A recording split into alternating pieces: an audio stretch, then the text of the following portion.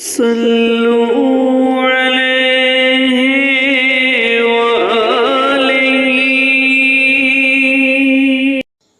بسم اللہ الرحمن الرحیم۔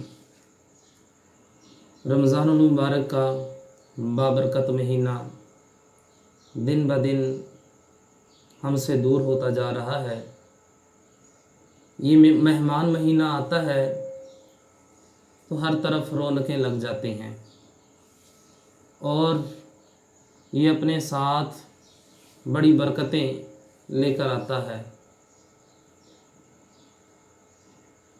رمضان المبارک کے متعلق آتا ہے کہ رسول اللہ صلی اللہ علیہ وآلہ وسلم نے ارشاد فرمایا کہ رمضان المبارک کے ہر دن میں اللہ تعالیٰ 10 لاکھ جہنمیوں کو جہنم سے نکال کر داخل جنت فرماتا ہے، اور جب رمضان المبارک کا آخری دن آتا ہے تو اللہ رب العزت فرشتوں سے پوچھتا ہے اور فرشتے اس کے متعلق عرض کرتے ہیں کہ یا اللہ، جس نے مزدوری کی ہے اس کو اس کی پوری اجرت ملنی چاہیے۔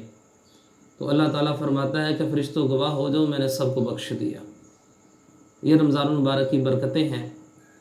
تو آئیے آج ہم ماہ رمضان المبارک کے تیسرے عشرے کی دعا جو ہے یہ ہم پڑھیں گے، اس کو یاد کریں گے۔ بسم اللہ الرحمن الرحیم۔ اللہم انکا عفو تحب العفو فاعف عنا۔ اللہم انکا عفو تحب العفو فاعف عنا۔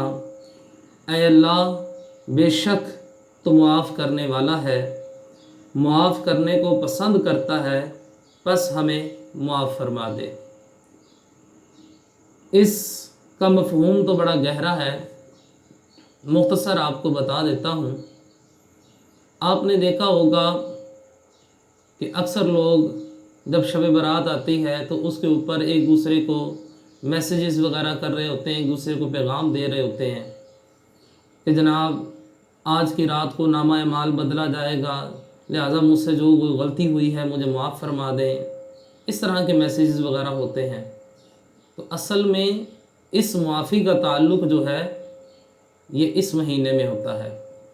ویسے تو ہر وقت ہی معاف کرنا چاہیے، مگر فرمایا کہ اس مہینے میں ایک رات ایسی آتی ہے جس کو شب قدر کہتے ہیں، اور شب قدر میں اللہ تعالیٰ سب کی بخشش فرما دیتا ہے سوائے 4 لوگوں کے: والدین کا نافرمان، شرک کرنے والا،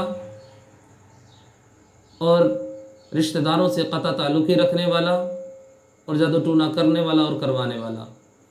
اور فرمایا کہ رشتہ داروں سے قطع تعلقی مت کرو، اگر ان سے کوئی غلطی ہو جاتی ہے تو یہ سوچ کر انہیں معاف کر دیا کرو کہ اللہ بھی ہمیں معاف فرما دیتا ہے۔